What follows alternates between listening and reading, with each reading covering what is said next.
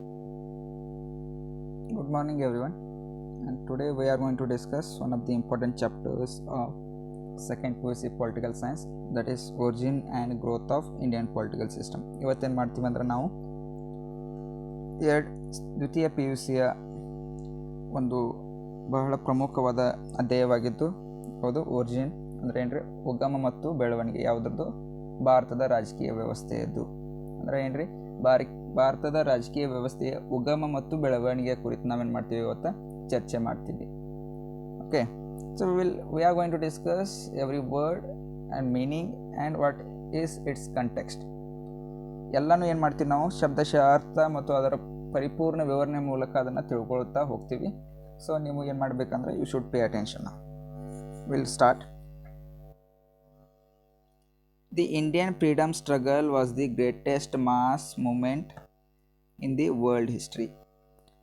So we say that the Indian freedom struggle, Bharatada Swatantriya Horata. Freedom struggle means, so we wanted to have the freedom from the British. ನಾವೇನು ಮಾಡ್ಬೇಕಂತ ಮಾಡಿದ್ವಿ, ಬ್ರಿಟಿಷರಿಂದ ನಮಗೆ ಸ್ವಾತಂತ್ರ್ಯ ಬೇಕು ಅಂಥೇಳಿ ನಾವೇನು ಮಾಡಿದ್ವಿ, ಒಂದು ಹೋರಾಟ ನಡೆಸಿದ್ವಿ. ಅದಕ್ಕೆ ಏನಂತ ಕರಿತೀವಿ, ಇಂಡಿಯನ್ ಫ್ರೀಡಮ್ ಸ್ಟ್ರಗಲ್, ಭಾರತದ ಸ್ವಾತಂತ್ರ್ಯ ಹೋರಾಟ ಅಂತ ಹೇಳಿ ಕರಿತೀವಿ. ಅದು ಹೆಂಗಿತ್ತು? It was a greatest mass movement. ಹೆಂಗಿತ್ತದು? ಗ್ರೇಟೆಸ್ಟ್, ಭಾಳ ಜನರದ್ದು.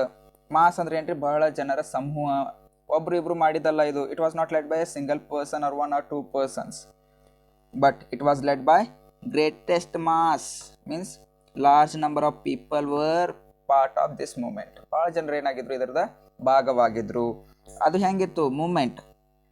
ಮೂಮೆಂಟ್ ಅಂದ್ರೆ ಏನ್ರಿ? ಮೂಮೆಂಟ್ ಅಂದ್ರೆ ಚಳುವಳಿ.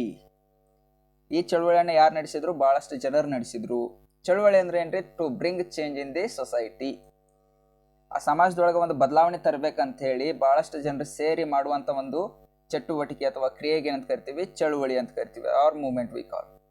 So movement has the intention to bring change in the society. ಅಲ್ಲಿ ಏನು ಮಾಡಬೇಕು? ಸಮಾಜದೊಳಗೆ ಬದಲಾವಣೆ ತರಬೇಕಂತ ಮಾಡಿದ್ರು. ಇಲ್ಲಿ ಯಾವ ಬದಲಾವಣೆ ರೀ?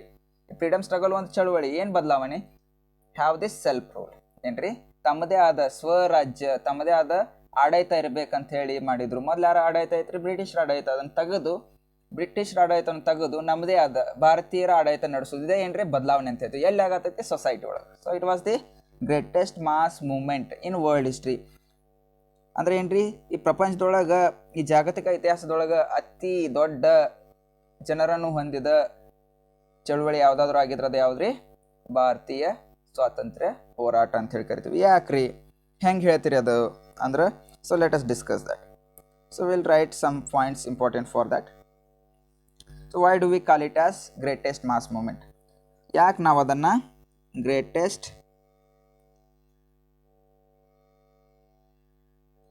ಮಾಸ್ ಮೂಮೆಂಟ್ ಅಂತೀವಿ? ಬಿಕಾಸ್ ಇದು ಹೆಂಗಾಗೈತ್ರಿ, ಒಂದು ಪ್ರದೇಶಕ್ಕೆ ಇದು ರೆಸ್ಟ್ರಿಕ್ಟ್ ಆಗಿರಲಿಲ್ಲ, ಒಂದೇ ಪ್ರದೇಶಕ್ಕಷ್ಟೇ ಬೇಕಾಗಿರಲಿಲ್ಲ. It was a nation wide. ಹೆಂಗಿತ್ರಿ? ರಾಷ್ಟ್ರ ಪೂರ್ತಿ ಆಗಿತ್ತು. So when you consider India is a bit larger in territory. ಆ ಪ್ರದೇಶ ವೈಸ್ ನೋಡಿದ್ರೆ ಇಂಡಿಯಾ ಏನೈತ್ರಿ? ದೊಡ್ಡದೈತಿ. ಹೌದೋ ಇಲ್ರಿ? ಹೆಂಗೆ ಇಂಡಿಯಾ ಏನೈತಿ? ದೊಡ್ಡದೈತಿ. ಹೆಂಗೆ ಹೇಳ್ತೀರಿ? 32,87,263 ಸ್ಕ್ವೇರ್ ಕಿಲೋಮೀಟರ್ ಏನೈತ್ರಿ ಇದ್ರದ್ದು? ಪ್ರಾದೇಶಿಕ ವಿಸ್ತರಣೆ ಐತಿ, ವ್ಯಾಪ್ತಿ ಐತಿ. So it is not a small state, small country, it is a big country. ಅಂಥ ದೊಡ್ಡ ದೇಶ ಪೂರ್ತಿ ಏನಾಗೈತ್ರಿ? ಇದು ಹರಡಿತ್ತು, ವ್ಯಾಪಿಸಿತ್ತು. ಅಂದರೆ ಏನ್ರಿ ಇದು? ಗ್ರೇಟೆಸ್ಟ್ ಮಾಸ್ ಮೂಮೆಂಟ್ ಆಗಿರಬೇಕು. ಎಷ್ಟು ಜನರು ಇನ್ವಾಲ್ವ್ ಆಗ್ಯಾರ? ಭಾಳ ಜನರು ಇನ್ವಾಲ್ವ್ ಆಗ್ಯಾರ. ಇದು ಹೆಂಗೈತ್ರಿ? ಇದು ಯಾರನ್ನ ಒಳಗೊಂಡಿತ್ತು? Who participate in this? Ordinary Indians. Even ordinary Indians were part of it. ಹೌದ್ರಿ? ಸಾಮಾನ್ಯ ಜನರು ಏನಾಗಿದ್ರು? ಇದರ ಭಾಗವಾಗಿದ್ರು.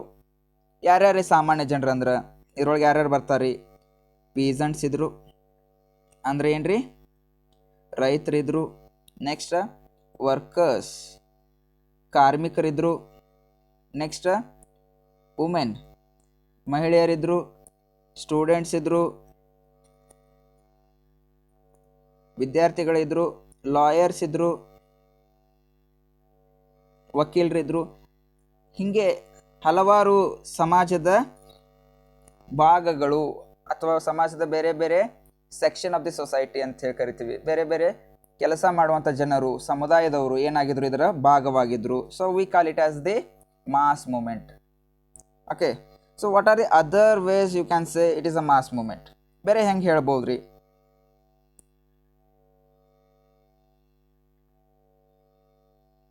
So will give some examples. ಏನು ಮಾಡ್ತೀವಿ ರೀ, ಕೆಲವೊಂದು ಉದಾಹರಣೆಗಳನ್ನು ತೊಗೊತೀವಿ ಭಾರತದ ಸ್ವಾತಂತ್ರ್ಯ ಹೋರಾಟದ್ದು. ಅದರಿಂದ ಏನು ಹೇಳ್ತೀವಿ, it was a mass movement ಅಂತ ಹೇಳ್ತೀವಿ. ಹೆಂಗೆ ರೀ? First we can consider non cooperation, ಅಸಹಕಾರ ಚಳುವಳಿ. ನಾನ್ ಕೋಆಪ್ರೇಷನ್ ಯಾವಾಗ ನಡೀತೀರಿ? ನಾನ್ ಕೋಆಪ್ರೇಷನ್ ಅಂದ್ರೆ ಅಸಹಕಾರ ಚಳವಳಿ ಯಾವಾಗ ನಡೀತಂದ್ರೆ ರೀ 1920ರಿಂದ 1922 ತನಕ ಏನಿತ್ತು ಅಸಹಕಾರ ಚಳವಳಿ ಇತ್ತು. It was discontinued after Chauri Chaura incident. ಏನಾಯ್ತು ರೀ, ಚೌರಿ ಚೌರಾ ಘಟನೆ ಆದ ತಕ್ಷಣ ಏನಾಯಿತು, ಅದನ್ನು ಹಿಂಪಡೆದರು. ಯಾರು ಹಿಂಪಡೆದರು? ಅದನ್ನು ಮಹಾತ್ಮ ಗಾಂಧೀಜಿಯವರು ಹಿಂಪಡೆದರು. ಗೊತ್ತಾಯ್ತು ರೀ?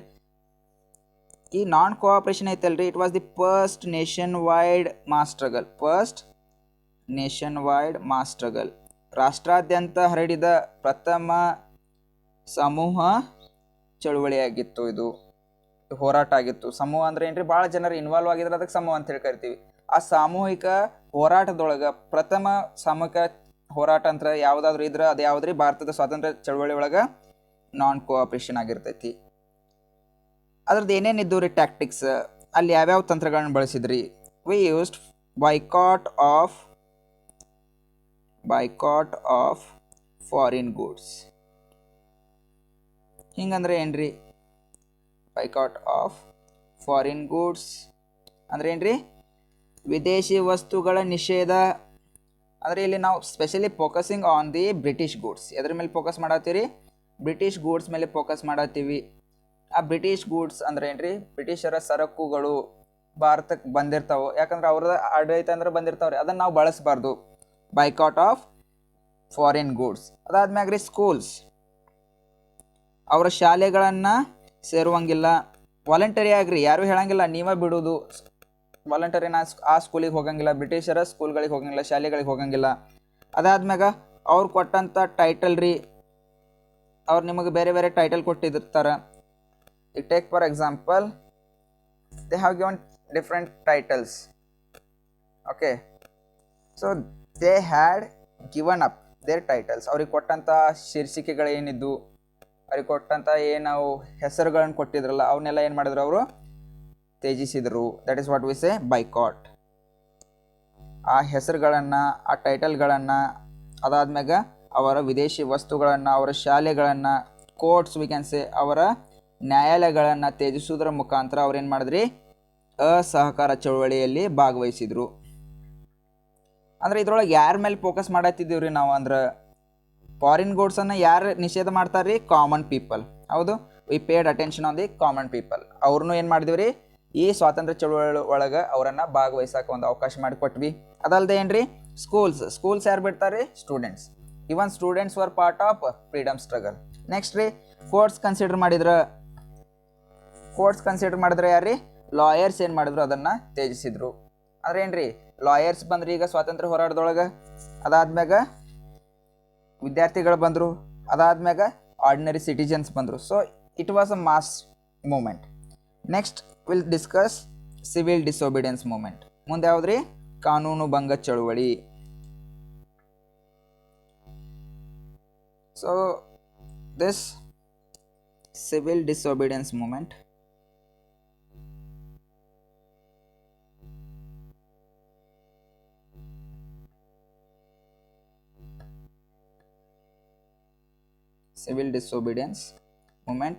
it was from 1930 to 34. ಇದ್ರೊಳಗೆ ಭಾಳ ಇಂಪಾರ್ಟೆಂಟ್ ಯಾವುದ್ರಿ? ಇದ್ರೊಳಗೆ ನಡೆದಂಥ ಒಂದು ಪ್ರಮುಖ ಘಟನೆ ಯಾವುದಂದ್ರೆ ದಂಡಿ ಮಾರ್ಚ್. ಯಾವುದ್ರಿ? ದಂಡಿ ಮಾರ್ಚ್ ಅಂತೇಳಿ ಕರಿತೀವಿ. ದಂಡಿ ಸತ್ಯಾಗ್ರಹ ಅಂತೇಳಿ ಕರಿತೀವಲ್ಲ ಅದು. ಇದ್ರದ್ದು ಏನೈತ್ರಿ ತಂತ್ರ? ಏನು ಯೂಸ್ ಮಾಡಿದ್ರಿ ಇಲ್ಲಿ? ಬ್ರೇಕಿಂಗ್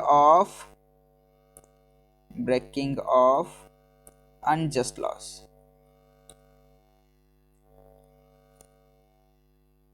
ಅಲ್ಲೇನು ಮಾಡತ್ತಿದ್ರು ಅವರು? ಶೋಷಣೆ ಮಾಡ್ಬೇಕಂತೇಳಿ, ಭಾರತೀಯರಿಂದ ಹೆಚ್ಚಿನ ತೆರಿಗೆ ಕಲೆಕ್ಟ್ ಮಾಡ್ಬೇಕಂತೇಳಿ ಏನು ಮಾಡ್ತಿದ್ರು ಅವರು?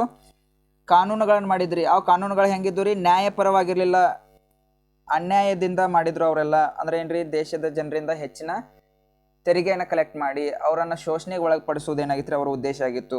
ಎಕ್ಸಾಂಪಲ್ ಏನ್ರಿ, ಸಾಲ್ಟ್ ಟ್ಯಾಕ್ಸ್. ಅದನ್ನೇನು ಮಾಡಿದ್ರಿ, ಹೆಚ್ಚಿಗೆ ಮಾಡಿದರು. ಸಾಲ್ಟ್ ಟ್ಯಾಕ್ಸ್ ಕಲೆಕ್ಟ್ ಮಾಡೋದು, ಜನರಿಂದ ಕಲೆಕ್ಟ್ ಮಾಡೋದು. ನೀವೇ ಉಪ್ಪು ತಯಾರು ಮಾಡ್ಬೇಕಂದ್ರೂ ಅಲ್ಲೇನ್ರಿ ನೀವು ತೆರಿಗೆ ಕಟ್ಟಬೇಕಾಗಿತ್ತು, salt tax. Next massive participation. ಇದ್ರೊಳಗೆ ಏನಾಯ್ತು ರೀ, ದಂಡಿ ಮಾರ್ಚ್ ಮಾಡಿದ್ವಿ, ಈ ತಂತ್ರವನ್ನು ಅಳವಡಿಸಿದ್ವಿ. ಅವಾಗ ಏನಾಯ್ತು ರೀ, ಯಾರ್ಯಾರು ಭಾಗವಹಿಸಿದ್ರು ಇದ್ರೊಳಗೆ, ಈ ಸಿವಿಲ್ ಡಿಸೊಬಿಡಿಯನ್ಸ್ ಒಳಗೆ ಯಾರ್ಯಾರು ರೀ, ವುಮೆನ್ ಹ್ಯಾಡ್ ಪಾರ್ಟಿಸಿಪೇಟೆಡ್. ಯಾರು, ಮಹಿಳೆಯರು ಭಾಗವಹಿಸಿದ್ರು ಇದ್ರೊಳಗೆ. ಹೆಂಗೆ ಭಾಗವಹಿಸಿದ್ರು ಅಂದ್ರೆ ದೇ ಪಿಕೆಟೆಡ್. ಏನು ಮಾಡಿದ್ರು ಅವರು, ಮುತ್ತಿಗೆ ಹಾಕಿದ್ರು. ಪಿಕೆಟೆಡ್ ಅಂದ್ರೆ ಏನ್ರಿ, ಮುತ್ತಿಗೆ ಹಾಕಿದ್ರು. ಏನನ್ನ, ಮದ್ಯ ಅಂಗಡಿಗಳನ್ನ, ಲಿಕ್ಕರ್ ಶಾಪ್ಗಳನ್ನು ಮತ್ತು ಕ್ಲಾತಿಂಗ್ ಶಾಪ್ಸ್ ಅಂದ್ರೆ ಏನ್ರಿ, ಬಟ್ಟೆ ಅಂಗಡಿಗಳಿಗೆ ಏನಾದರೂ ಅವರು ಮುತ್ತಿಗೆ ಹಾಕಿದ್ರು. ಯಾರು, ಮಹಿಳೆಯರು. ಇದರ ಮುಖಾಂತರ ಏನು ಮಾಡಿದ್ರು ಇವರು, ದಂಡಿ ಮಾರ್ಚ್, ದಂಡಿ ಸತ್ಯಾಗ್ರಹಕ್ಕೆ ಏನು ಮಾಡಿದ್ರು, ಪ್ರೋತ್ಸಾಹ ಮಾಡಿದರು ಅಥವಾ ಭಾಗವಹಿಸಿದ್ರು. And this is why we call it as the mass movement. ಭಾರತದ ಸ್ವಾತಂತ್ರ್ಯ ಏನ್ರಿ, ಇದು ಒಂದು ಸಾಮೂಹಿಕ ಚಳುವಳಿ ಅಂತ ಹೇಳಿ ಕರಿತೀವಿ. ಇನ್ನೊಂದು ಯಾವ್ದು ಎಕ್ಸಾಂಪಲ್ ಕೊಡ್ಬೋದು ರೀ, so we can also give the example of quit India movement. ಏನು ಕೊಡ್ಬೋದು ರೀ, ಕ್ವಿಟ್ ಇಂಡಿಯಾ ಮೂಮೆಂಟ್.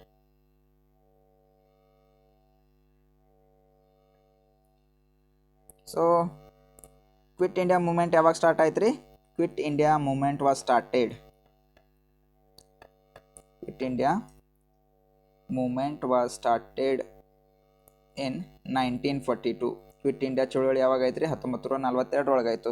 ಅವಾಗ ಏನು ಮಾಡಿದ್ರು, ಮಹಾತ್ಮ ಗಾಂಧಿಯವರು ಒಂದು ಸ್ಲೋಗನ್ ಕೊಟ್ಟರು, ಘೋಷವಾಕ್ಯ ಕೊಟ್ಟರು, ಡೂ ಆರ್ ಡೈ, ಮಾಡು ಇಲ್ಲವೇ ಮಡಿ ಅಂತ ಹೇಳಿ ಏನು ಮಾಡಿದ್ರು, ಒಂದು ಘೋಷವಾಕ್ಯನ ಕೊಟ್ಟರು. ಅಲ್ಲೇನು ಮಾಡಿದ್ರು, ಅವ್ರ ತಂತ್ರ ಏನಾಗಿತ್ತು, ಇದ್ರೊಳಗೆ ಬಳಸಿದಂಥ ತಂತ್ರ ಯಾವುದಾಗಿತ್ತು, ಸ್ಪಾಂಟ್ಯಾನಿಯಸ್, ತತ್ಕ್ಷಣದ ಸ್ಪಾಂಟ್ಯಾನಿಯಸ್ ವೈಡ್ ಸ್ಪ್ರೆಡ್ ಸ್ಟ್ರೈಕ್ಸ್.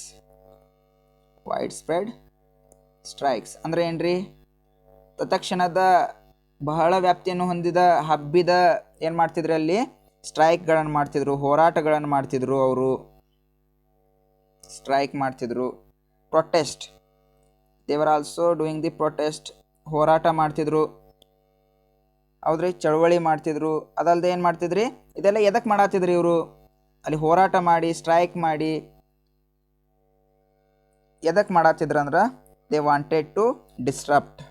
ಅವ್ರೇನು ಮಾಡಿದ್ರು, ಅವ್ರ ಉದ್ದೇಶ ಏನಿತ್ತು, ಟು ಡಿಸ್ಟ್ರಪ್ಟ್ ದಿ ಬ್ರಿಟಿಷ್ ಅಡ್ಮಿನಿಸ್ಟ್ರೇಷನ್.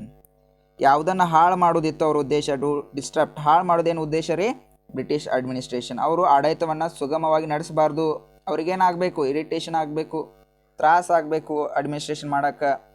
ಎಲ್ಲಿ, ಒಂದು ಟೌನ್ ಒಳಗೆ, ಅಲ್ಲಿನ ಪಟ್ಟಣಗಳಲ್ಲಿ ಮತ್ತು ಹಳ್ಳಿಗಳಲ್ಲಿ ಅವ್ರಿಗೇನು ಆಗಬಾರ್ದು, ಈಸಿಯಾಗಿ ಆಡಳಿತ ನಡ್ಸೋಕೆ ಆಗಬಾರ್ದು. ಅದ್ರ ಸಲುವಾಗಿ ಏನು ಮಾಡಿದ್ರು ಅವರು, ತತ್ಕ್ಷಣದ ಭಾಳ ವ್ಯಾಪ್ತಿ ಹೊಂದಿದ ಹೋರಾಟಗಳನ್ನ ನಡ್ಸೋಕೆ ಸ್ಟಾರ್ಟ್ ಮಾಡಿದರು. ಅವ್ರೇನು ಮಾಡ್ತಿದ್ರು, ಮಾರ್ಚಸ್, ವೈಡ್ ಸ್ಪ್ರೆಡ್ ಸ್ಟ್ರೈಕ್ಸ್ ಮಾಡ್ತಿದ್ರು, ಹೋರಾಟ ಮಾಡ್ತಿದ್ರು, ಮೆರವಣಿಗೆ ಮಾಡ್ತಿದ್ರು. ಇದ್ರ ಮುಖಾಂತರ ಏನು ಮಾಡಿದ್ರು ಅವರು, ಅವರ ಆಡಳಿತ ಸುಗಮವಾಗಿರ್ದಂಗೆ ನೋಡಿಕೊಂಡ್ರು. ಅವಾಗೇನಾಯ್ತು ರೀ, ಅವರು ನಮ್ಮ ಬೇಕು ಬೇಡಗಳನ್ನು ಒಂದು ಸತಿ ಕೇಳಬೇಕು ಅನ್ನೋವಂಥ ಮನವಿಯನ್ನು ಇಟ್ಟರು. ಓಕೆ, ಸೊ ಯಾಕೆ ಅಂತ ಗೊತ್ತಾಯ್ತು ಈಗ. And this is why we call it as the mass movement. ಯಾಕೆ ಮಾಸ್ ಮೂಮೆಂಟ್ ಅಂತೀವಿ, ಸಾಮೂಹಿಕ ಚಳುವಳಿ ಅಂತೇಳಿ ಕರಿತೀವಿ ಅಂದ್ರೆ ಅದರಲ್ಲಿ ಭಾಳ ಜನರ ಪಾಲ್ಗೊಂಡಿದ್ರು, ಪಾತ್ರ ಇತ್ತು. They had played the very important role in mass movement or the freedom struggle. ಗೊತ್ತಾಯ್ತು ರೀ ಯಾಕೆ ಅದನ್ನು ಮಾಸ್ ಮೂಮೆಂಟ್ ಅಂತ ಹೇಳಿ ಕರಿತೀವಿ ಅಂತೇಳಿ, because many number of people had participate. ಭಾಳ ಜನರು ಏನಾಗಿದ್ರು, ಭಾಗವಹಿಸಿದ್ರು. ಟೇಕ್ ಫಾರ್ ಎಕ್ಸಾಂಪಲ್ ಯಾರ್ಯಾರು ಅಂತ ಹೇಳಿದ್ರೆ, ರೈತರಿದ್ರು ರೀ, ವರ್ಕರ್ಸ್ ಇದ್ದರು, ಕಾರ್ಮಿಕರಿದ್ದರು, ಮಹಿಳೆಯರಿದ್ದರು, ವಿದ್ಯಾರ್ಥಿಗಳಿದ್ದರು, ಲಾಯರ್ಗಳಿದ್ರು. ಅದಾದ್ಮ್ಯಾಗ ಮಹಿಳೆಯರಿದ್ದರು, ಮತ್ತಿನ್ನು ಹಾಗೆ ಹೇಳ್ಕೊತ ಹೋದ್ರೆ ಕವಿಗಳು, ಅದಾದ್ಮ್ಯಾಗ ಕಲೆಗಾರರು, ಎಲ್ಲರೂ ಏನು ಮಾಡಿದ್ರು, ಈ ಮೂಮೆಂಟಿಗೆ, ಈ ಚಳುವಳಿ ಒಳಗೆ ಭಾಗವಹಿಸಿದ್ರು. Next okay, will continue the discussion again. ಈಗ ಗೊತ್ತಾಯ್ತು ರೀ ಯಾಕೆ ಮಾಸ್ ಮೂಮೆಂಟ್ ಅಂತ ಹೇಳಿ ಕರಿತೀವಿ, ಸಾಮೂಹಿಕ ಚಳುವಳಿ ಅಂತ ಹೇಳಿ ಕರಿತೀವಿ ಅಂದ್ರೆ ಅಲ್ಲಿ ಏನಾಗಿತ್ತು ರೀ, ಭಾಳ ಜನರ ಭಾಗವಹಿಸಿದ್ರು. ಹೆಂಗೆ ಭಾಗವಹಿಸಿದ್ರು ಅಂದ್ರೆ ಬೇರೆ ಬೇರೆ ತಂತ್ರಗಳನ್ನು ಬಳಸಿದ್ರು. ಯಾವ್ದಾವ್ದಾಗಿರ್ಬೋದು, ಒಂದು ನಾನ್ ಕೋಆಪ್ರೇಷನ್ ಆಗಿರ್ಬೋದು, 1920ರಿಂದ 22 ತನಕ ಯೂಸ್ ಮಾಡಿದ್ದಾಗಿರ್ಬೋದು. ಅಂದರೆ ಏನು ರೀ, ಅಸಹಕಾರ ಚಳುವಳಿ ಆಗಿರ್ಬೋದು, ಸಿವಿಲ್ ಡಿಸೊಬಿಡಿಯನ್ಸ್ ಮೂಮೆಂಟ್, ಕಾನೂನು ಭಂಗ ಚಳುವಳಿ ಆಗಿರ್ಬೋದು. ಅದಲ್ಲದೆ ಕ್ವಿಟ್ ಇಂಡಿಯಾ ಮೂಮೆಂಟ್ ಅಂದರೆ ಏನು ರೀ, ಕ್ವಿಟ್ ಇಂಡಿಯಾ ಚಳವಳಿ. ಇದು ಎಲ್ಲರ ಮುಖಾಂತರ ಏನು ಮಾಡಿದ್ರಿ ಅವರು, ಭಾಳಷ್ಟು ಜನ ಎಷ್ಟು ಸಾಧ್ಯ ಐತಲ್ಲ ಅಷ್ಟು ಜನರನ್ನ ಏನು ಮಾಡಿದ್ರು ಅದ್ರೊಳಗೆ ಪಾಲ್ ಆಗುವಂಗೆ, ಅದರ ಭಾಗವಹಿಸುವಂಗೆ ಅವ್ರಿಗೆ ಏನು ಮಾಡಿದ್ರು ಅವಕಾಶವನ್ನು ಕಲ್ಪಿಸಿಕೊಟ್ರು. ಇದರಿಂದ ಏನಾಯ್ತು ರೀ, ಮಾಸ್ ಮೂಮೆಂಟ್ ಆಯಿತು. ಗೊತ್ತಾಯ್ತು ರೀ. Next we are going to discuss the continued part.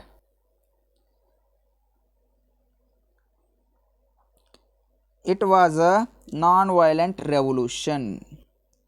ಏನ್ರಿ ಹೆಂಗಿತ್ತು, it was a non violent ಅಂದ್ರೆ ಏನ್ರಿ, ಅಲ್ಲಿ ಯಾವುದೇ ರೀತಿಯಿಂದ ಹಿಂಸೆ ಆಗ್ತಿರ್ಲಿಲ್ಲ, ಅಹಿಂಸಾತ್ಮಕವಾಗಿತ್ತು. ಹೆಂಗಿತ್ತು, ಅಹಿಂಸಾತ್ಮಕ, ಯಾರಿಗೂ ಏನಾಗಲಿಲ್ಲ, ಅಲ್ಲಿ ಹಾನಿ ಉಂಟು ಮಾಡ್ತಿರ್ಲಿಲ್ಲ. ರೆವಲ್ಯೂಷನ್ ಅಂದ್ರೆ ಏನ್ರಿ, ಕ್ರಾಂತಿ. ಅಲ್ಲಿ ಏನು ಮಾಡ್ತಿದ್ರು ಅವರು, they wanted to bring the change. ಕ್ರಾಂತಿ ಅಂದ್ರೆ ಏನು, sudden change in the system. ಕ್ರಾಂತಿ ಅಂದ್ರೆ ಏನ್ರಿ, ಆ ವ್ಯವಸ್ಥೆ ಒಳಗಾದಂಥ ದಿಢೀರ್ ಬದಲಾವಣೆ. ಹೆಂಗೆ ಬರಬೇಕು ಆ ಬದಲಾವಣೆ, that change should come in the non violent way. Okay, that change should come in the non violent way. ಅದಕ್ಕಂತೇಳಿ ಅವ್ರು ಯಾವ ತಂತ್ರವನ್ನು ಬಳಸಿದ್ರು, ಈ ಬದಲಾವಣೆ ಬರಬೇಕು. ಬದಲಾವಣೆ ಅಂದ್ರೆ ಏನ್ರಿ, ಆ ಬ್ರಿಟಿಷ್ ಆಡಳಿತದ ಜಾಗದಲ್ಲಿ ಏನು ಬರಬೇಕು, ಭಾರತದ ಆಡಳಿತ ಬರಬೇಕು, ಭಾರತೀಯರ ಆಡಳಿತ ಬರಬೇಕು. ಆ ಬದಲಾವಣೆ, ಆ ಕ್ರಾಂತಿ ಹೆಂಗೆ ಬರಬೇಕು, ಅಹಿಂಸಾತ್ಮಕವಾಗಿ ಬರಬೇಕು. ಅದಕ್ಕಂತೇಳಿ ಅವ್ರು ಏನು ಮಾಡಿದ್ರಿ, ತಮ್ಮದೇ ಆದ ತಂತ್ರಗಳನ್ನು ಬಳಸಿದ್ರು. ಯಾವ್ಯಾವ ಆ ತಂತ್ರಗಳು,